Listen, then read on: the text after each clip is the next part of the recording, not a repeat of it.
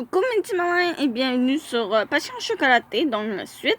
Donc, c'est à moi. J'étais sur le point de sortir et j'étais pressée, j'attendais avec impatience quelque chose. Je regarde mon sac à main, ma mémoire revient lentement. Tu te souviens de quelque chose? Oui, juste des morceaux. Je vois. Les yeux de Jean semblent toujours angoissés, mais sa bouche s'adoucit juste un peu. Formateur. Où avez-vous trouvé ce sac? Un homme qui passait près de moi le tenait alors que je lui ai prise. Son expression et son ton sont simples, mais le contenu de ce qu'il dit a si peu de sens que je me crispe. Un peu. Pas besoin de paniquer. Je me souviens toujours des accessoires et des vêtements de toutes les femmes que j'ai rencontrées. Hein, c'est un peu effrayant. Quel gaspillage de talent. Dans un sens, je la respecte presque. Vraiment, je serais heureux de vous apprendre. What? Vraiment, je serais heureux de vous apprendre à le faire si vous le souhaitez. Zino suggère avec un sourire élégant. Tokita et Mitsuki secouent la tête et se lèvent. Ok, retournons au travail. Ils prennent chacun un bras de leur mentor et le sortent de l'hôpital. C'est plus calme. Mais ce petit échange a détendu un peu les choses ici. Tu te souviens de quelque chose?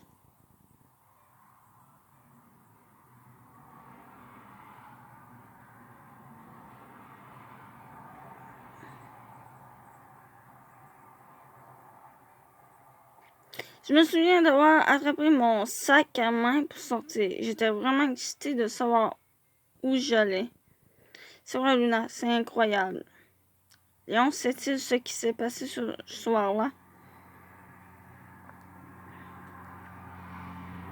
Je continue à leur dire tous les morceaux de mémoire vagues qui me reviennent. Et quand je le fais, Léon et Jean confirment tous les deux les souvenirs pour moi. Alors c'est vrai. J'ai fait des chocolats gustatifs à l'écran? Ouais. Apparemment, j'ai vécu là pendant que j'écrivais mon magazine. Je suppose que c'est de là que viennent ces souvenirs.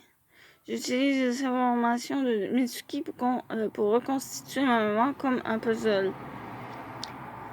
Je me sens tellement détachée de ces souvenirs, même s'ils étaient supposés m'être arrivés. Je vais tester ta mémoire juste un peu ici. Vous étiez le dégustateur exclusif de gin. Parce que vous deux étiez en couple. Et arrête.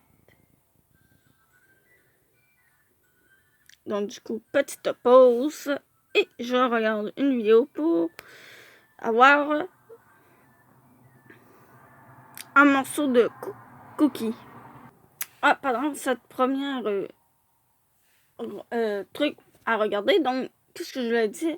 Je voulais dire que aujourd'hui, ça va être peut-être une vidéo très longue, mais j'espère juste avoir assez de temps pour pour les lire. Donc voilà. C'est mon petit copain. Je les regarde dans tous les deux avec Jean a l'air mal à l'aise. La seule émotion que je ressens du visage en colère au-dessus de moi est la peur. Ça ne me semble pas réel. Tu t'en souviendras à temps. Tu as une journée très stressante aujourd'hui, alors tu devrais te détendre maintenant. Jean se lève et me regarde. En fais pas trop, ok? Merci beaucoup. Les mots de Jean ont un son doux, mais triste. Je n'arrive pas à faire sortir le son de sa voix de ma tête. Le jour suivant, le 29 juin, mes résultats des tests sont bons. Alors mon médecin discute des plans de me faire sortir. Tu devrais y aller doucement. Ne force pas pendant un moment. Mais je préférerais être dehors, interagir avec les choses plutôt que de rester au lit.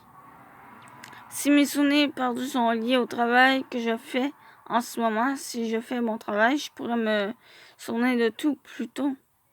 Le docteur réfléchit un moment, puis il accepte finalement. D'accord, pour ce soir, assure-toi de te reposer. Et si tout va bien, je vais permettre ta sortie demain. Merci beaucoup. Je regardais mes affaires et mon agenda et j'essaierai de me souvenir de quelque chose. Je me dépêche de retourner dans ma chambre d'hôpital déterminée à retrouver mes souvenirs aussi vite que possible. Quand j'ouvre la porte, Léon pivote sur sa chaise et me salue joyeusement. Léon et Monsieur Harry, vous êtes ici pour me voir? À nous? Qu'en est-il du travail? C'est dimanche.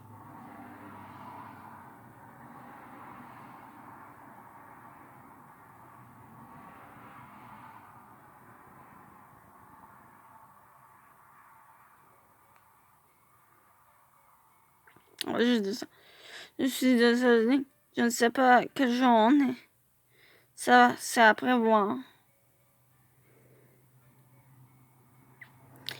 Je suis un concepteur d'art. Cependant, chaque jour est comme un dimanche pour moi, dit-il en gonflant sa poitrine et en faisant un clin d'œil. Je rigole. Jen semble être en vacances, alors ne t'inquiète pas pour son travail. Je suis ici en partie pour affaires. Je suis désolée de prendre du temps sur vos horaires chargés. Je me sens mal. Je dis docilement, intimidé par son ton fâché. Puis Jen se lève soudainement, marchant vers moi.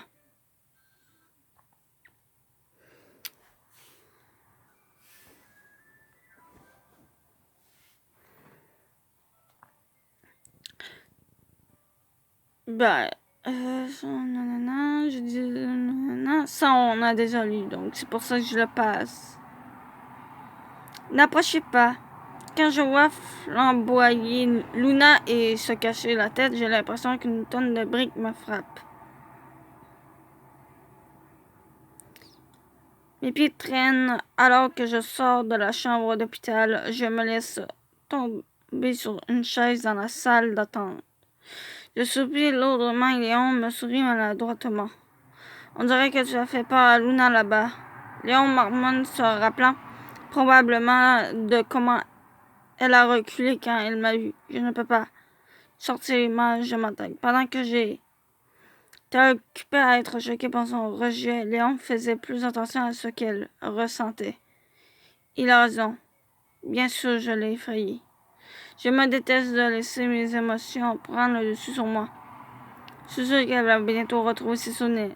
Elle se souvenait déjà de beaucoup juste en regardant son sac à main. Ouais, j'espère que tu as raison. De toutes les personnes qui ont rendu visite à Luna aujourd'hui, c'était par moi qu'elle était le plus effrayée. Ça fait mal.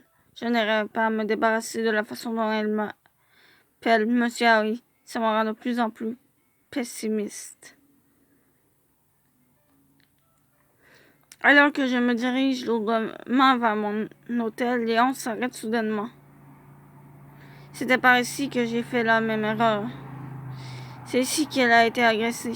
Il semble que Léon essaye de se souvenir que de ce qui est arrivé avec Luna, mais j'en ai pas de place dans mon cœur pour m'en soucier.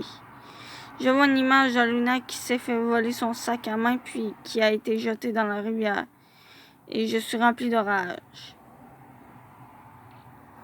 Je t'aime, Jean, et je suis fière de pouvoir travailler à tes côtés de t'aider. Continuons à travailler ensemble. Luna sourit, plaçant sa main avec de l'herbe verte sur ma main. Si seulement je l'avais sévèrement mise en garde pour ne pas sortir seule. Je suis tellement désolée de... Je t'ai promis de la garder en sécurité. Ce n'est pas ta faute, Léon, mais pour libérer les émotions qui déferlent à l'intérieur de moi, je frappe le lampadaire à proximité. Mais aucune chaleur ne parvient à mon poing, picotant de douleur.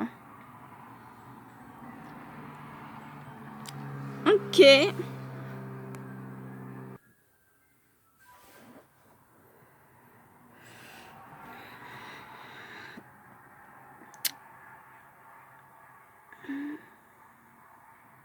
Je veux qu'elle revienne. Ce n'est pas ta faute. Tu as sauvé Luna de la rivière.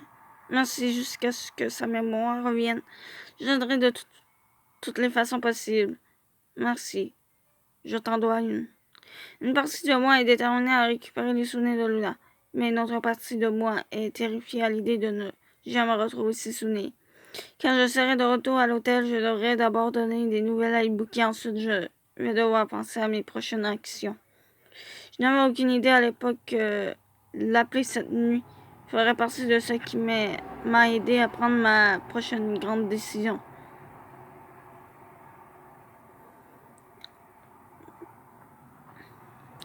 Jin se lève et marche vers moi.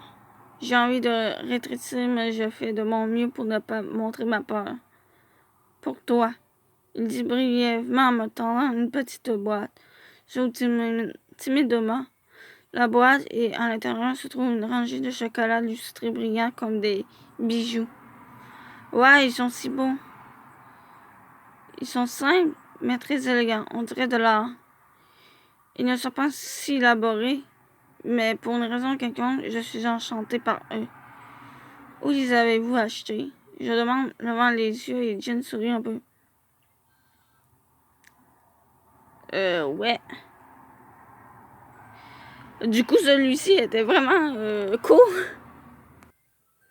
Je pense que les vidéos, c'est juste 30 secondes. Hein? Je les ai faits. Quoi? Je pensais t'avoir dit que j'étais chocolatier. Oui, un chocolatier qui a gagné un concours, pas moi. Donc, c'est un très bon chocolatier. Je suis assise là, regardant fixement dans la crainte. Léon prend un pot hors de la chambre d'hôpital. Je suis nerveuse d'être seule avec Jin, mais je serre la boîte de chocolat sur ma poitrine et je m'incline poliment. Merci beaucoup, c'était très gentil de votre part. De rien, wow. De rien, ta tête te fait encore mal? Je secoue la tête sentant que la voix au-dessus de moi est devenue un peu plus douce. Que penses-tu pouvoir quitter l'hôpital? Oh, le docteur dit que je peux partir demain. Demain? J'espère que tu ne penses pas retourner directement au travail. Ça va soudainement, faute me fait flancher. Oups, désolé. Non, pas du tout. J'ai un sentiment, je l'ai ressenti de cette façon avant. J'essaie de me souvenir et la douleur me traverse la tête. Je me saisis la tête juste au moment où un bruit de chaussures à talons hauts descend dans le couloir et la porte s'ouvre derrière moi. Luna? Hein? Oh! Elle court vers moi, ses cheveux sortant derrière elle. Ben, c'est qui?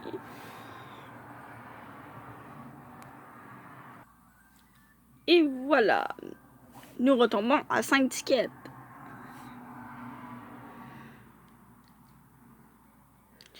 Un bruit de chaussures à talons hauts, oui. Luna, ok, ok, ça on a vu. Je la vois courir vers moi. Ses cheveux sont derrière elle, mais mes yeux s'élargissent. Yuri? Nous nous rejoignons et nous enlaçons. Et ma fille, tu te souviens de moi? Oui. Elle est la première personne que j'ai reconnue. Un soulagement au-delà des mots se précipite sur moi, remplissant mes yeux de larmes, sans que je puisse les arrêter. On peut parler entre filles. Yuri demande à Jin par-dessus mon épaule de son ton. On dirait qu'elle le connaît. Oui, bon courage. Une fois que nous sommes seuls, Yuri me pousse à m'asseoir sur le lit. Elle s'assit sur la chaise. J'arrête de pleurer, je me calme. Je lui dis tout ce que je sais. Après avoir fini, je lui raconte l'histoire. Je me souviens que je pleurais plus tôt et que je me sentais soudain très embarrassée. Désolée de pleurer comme ça. Et ne t'occupe pas de choses qui n'ont pas d'importance. Je suis flattée. En général, tu ne laisses jamais les autres prendre soin de toi. Mais j'ai l'impression d'avoir laissé tout le monde s'occuper de moi ces derniers temps. Donc, c'est comme dans l'email. Yuri sort des piles de livres et de magazines de son sac. Ce sont tous des manuscrits et des photos sur l'écran. Tu as fait tout cela. Tu as également écrit ce magazine. Tout ici semble un peu familier. Peut-être que je peux récupérer mes souvenirs pendant que je les lis. En feuilletant le livre, mes yeux s'arrêtent quand je vois Jin. Ton petit ami est peut-être antisocial. Il ne parle pas beaucoup, mais c'est un homme. Vraiment gentil. Il est sérieux et très dévoué envers toi. Donc, elle parle de Jin, bien entendu.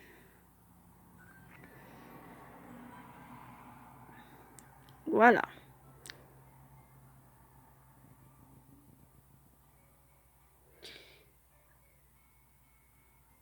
J'ai l'impression que tu as raison. Préfère mieux me dire ça. Ouais, j'ai l'impression que tu as raison. Il semble vraiment gentil. Je regarde la boîte de chocolat sur ma table de chevet et mon cœur se réchauffe. Peu d'hommes dans sa catégorie laisseraient tout tomber pour te rendre visite à l'hôpital comme ça. Elle marque un point. Il peut t'effrayer en ce moment, mais crois-moi, il se soucie de toi plus que quiconque. Ouais, je surveillerai la porte s'ouvre et Léon revient. Hé Luna, sais-tu où se trouve la cuisine? Demande-t-il en souriant et en brandissant la théière. Oh Léon, vous êtes à nouveau perdu? Je demande, glissant les yeux de Léon s'élargissent. Hein, j'ai dit quelque chose d'étrange. Le 28 juin. Ma grande longue journée complètement le contraire de ce que j'ai réussi est sur le point de se terminer. Je regardais mon téléphone et réalise tout au long de la journée qu'il a été rempli de messages. Inquiet et de messages vocaux d'Ibuki. Léon a tout expliqué à Mitsuki, alors il l'a probablement dit à Ibuki et Jun aussi. Quand je reviens à mon hôtel, je pose mon corps fatigué sur le canapé et appelle Ibuki. Mitsuki m'a tout dit. Ça va, Jin? La première chose que j'entends de lui est une préoccupation sincère pour moi, ce qui me donne un petit sentiment d'apaisement. Je vais bien, mais Luna n'est pas... Elle doit avoir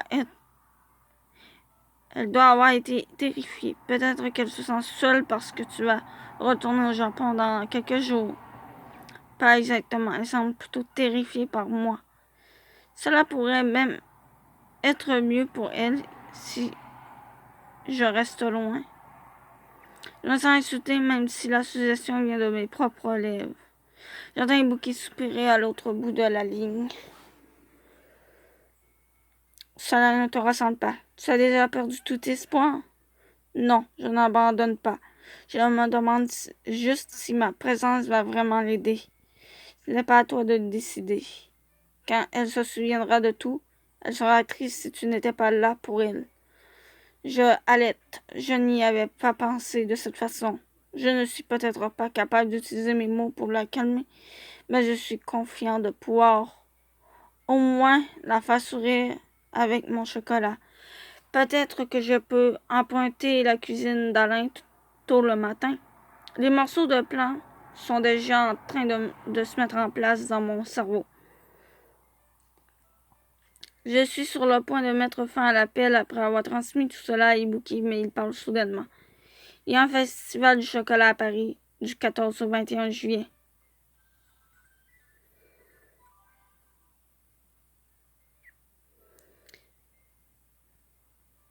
Si je l'amène au festival, elle pourrait se souvenir de quelque chose. J'ai entendu dire qu'il y avait aussi un concours au Parc de Paris le 14. Des équipes de chocolatiers hommes-femmes sont supposées participer. Au parc? Cela semble très amusant. Pourquoi Luna et toi ne participez pas au concours ensemble? Je suggère tout en me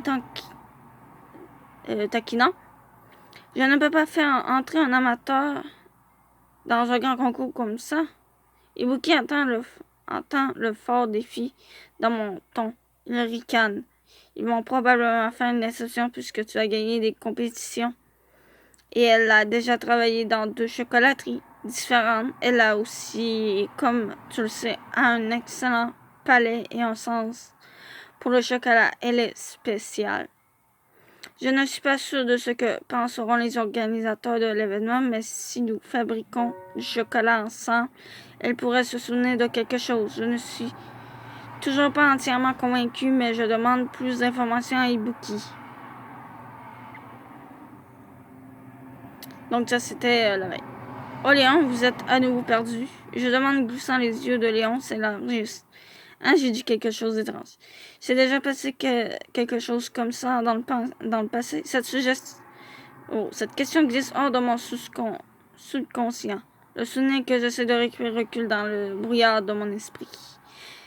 Maintes et maintes fois, les gens doivent toujours l'escorter. J'essaie de faire ressortir la mémoire de la brume, mais un autre mal de tête fracasse m'attaque. C'est inutile, je ne m'en souviens pas. Je bats la tête, essayant de penser quand soudainement Léon me tire, me faisant sortir de là. Pfiou! Viens. Toi, tu vas. Je commence à avoir un mot de tête. Ça, c'est tout à fait normal. Il fait chaud dans cette chambre. Une chance qu'il y a un tout petit peu d'air qui rentre. Je suis si contente que tu te rappelles juste un peu. Pourquoi qu'il dit je suis si contente? Je suis si content que tu te rappelles juste un peu. Alors c'était un souvenir avec vous. Et ce doux parfum. Luna? Je sens comme mon corps est jeté, j'entends une voix profonde derrière moi. Et je sens mes bras et mon dos heurter quelque chose. Le paysage se sombre de moi au ralenti. Luna? Luna? Une voix familière m'interpelle, mais mes paupières sont très lourdes pour s'ouvrir. Quelqu'un me serre fort, me libérant d'un froid glacial, puis je sens de douces fleurs. Celui qui a tendu la main pour me sauver était-ce vous? M'avez-vous sauvé quand je suis tombée dans la rivière? Je demande le regardant, il me sourit doucement. Il est toujours près de moi. Alors, Ejinawi. Tout ce dont je me souviens, c'est Léon. Rien à propos de Ejinawi dans ma mémoire. S'il découvrait les choses se compliqueraient probablement. Je commence à me sentir coupable. Mes yeux observent les alentours. Puis mes yeux tombent sur la pile de matériel de lecture et les chocolats sur ma table de chevet. Tout le monde est si attentionné et si solidaire de moi, je ne devrais pas m'enfuir. Je ferai de mon mieux pour retrouver mes souvenirs le plus tôt possible. Mais cette nouvelle résolution est vaine. Suite à une décision unanime, mon séjour à l'hôpital est prolongé. Je passe mes journées au lit, à lire les manuscrits et mon agenda. C'est le 3 juillet, pardon. Le jour où je sors de l'hôpital, Léon et Jean viennent me chercher cet après-midi. Félicitations, Luna, tu peux sortir. Son sourire ensoleillé me fait sourire. Merci beaucoup. Tu te sens vraiment bien? Oui, je vais bien. Alors que nous nous sourions, Jean s'approche de moi et me tend un bouquet. Félicitations.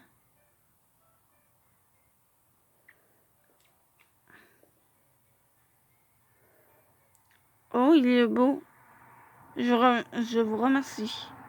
Je me demande s'il m'a donné des fleurs comme ça dans le passé. Le bouquet de Jean est légèrement mal fermé. La dissonance fait battre mon cœur.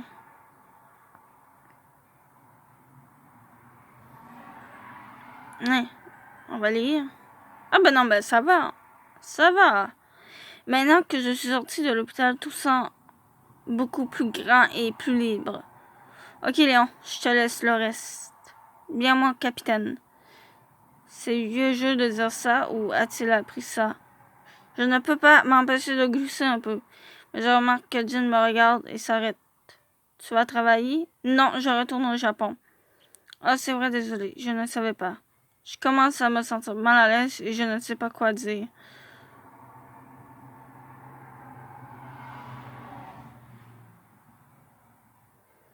Merci d'être venu me voir et pour tout le merveilleux chocolat. Il a dit qu'il était ici pour affaires. J'espère que je ne l'ai pas trop empêché de travailler. Le plaisir était pour moi. Il sourit doucement, il a l'air un peu vulnérable et très doux.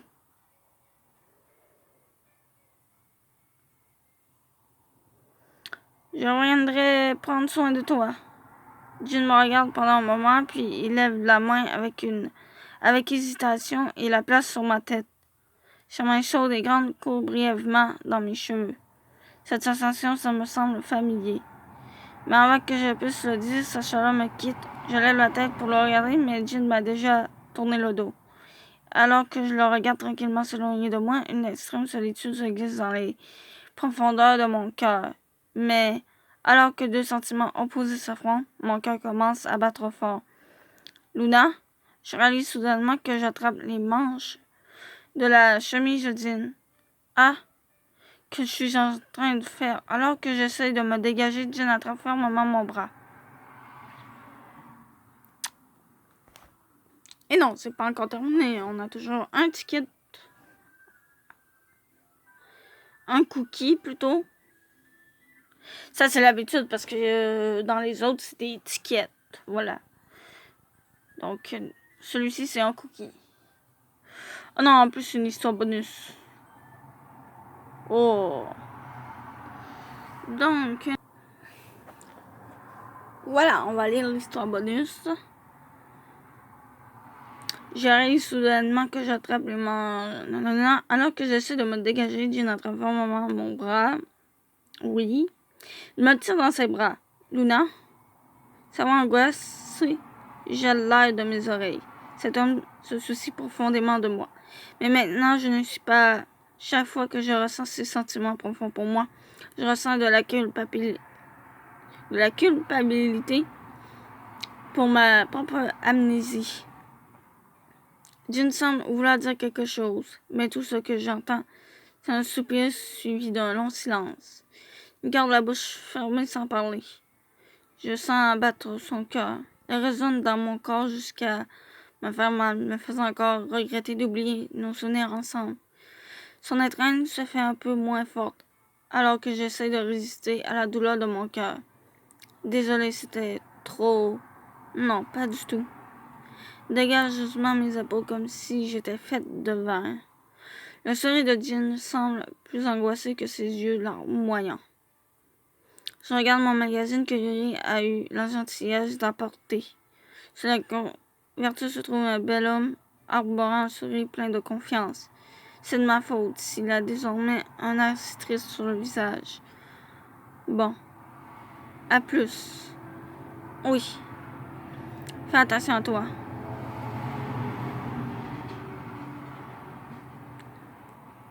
Jin, je suis désolé.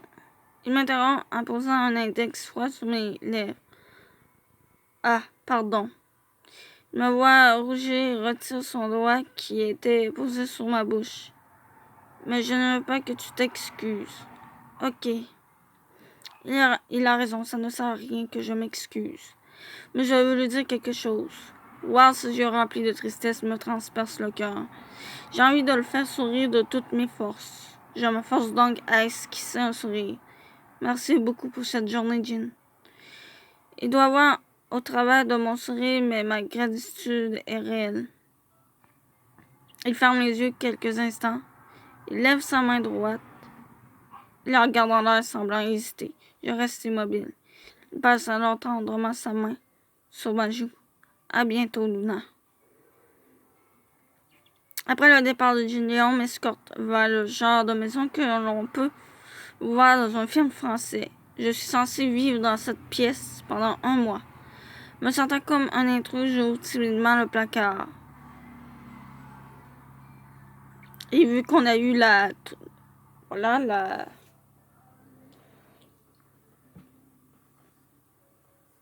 ça, on a le disquette. C'est vraiment bon. Régale-toi. T'as raison, merci. J'en fais tout ça pour moi. Je peux au moins profiter. Entouré par une nourriture délicieuse et des chocolats. Et des colocataires, oui. Amicaux. Le temps passe vite pendant le dîner. Voilà. Le lendemain, c'est le 4 juillet. Tokita m'emmène à la cuisine d'essai de rêve étoilé. Je ne me souviens pas d'avoir appris quoi que ce soit ici, mais je peux dire ce qu'ils font, quel sentiment étrange. Est-ce encore trop tôt? Je remarque le froncement de sourcils dans ses yeux et je secoue frénétiquement la tête.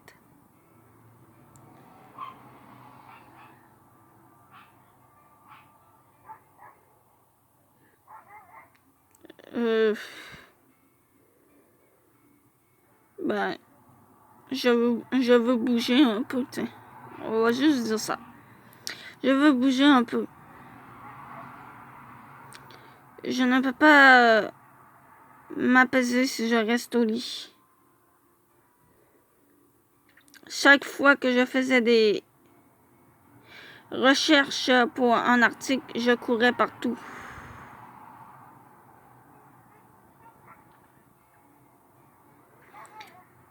Je pourrais peut-être me souvenir de certaines choses si je reste ici. Alors, s'il vous plaît, laissez-moi travailler. Je demande, m'inclinant humblement, Tokita adoucit doucement ses lèvres. Ah, mais non. C'est le 3 juillet, comme prévu, je retourne au Japon. Ça, c'est le truc de Jin. Je reviendrai, prends soin de toi. Je tourne le dos avant que mes émotions ne prennent le dessus sur moi, mais Luna défie mon imagination en saisissant ma manche de chemise. Je me retourne et son expression calme est partie. Elle me regarde tristement. Luna? J'appelle son nom sans réfléchir et comme une lumière qui s'éteint, son expression s'estompe. S'il te plaît, ne me laisse pas. Avant que je puisse penser, son corps frêle est dans mes bras. Et voilà! Et là, nous avons terminé pour aujourd'hui. Donc, je vous dis à plus et on se retrouvera dans la vidéo de demain qui est le secret d'Henri. Je suis en train d'oublier. Donc, à plus pour de bon.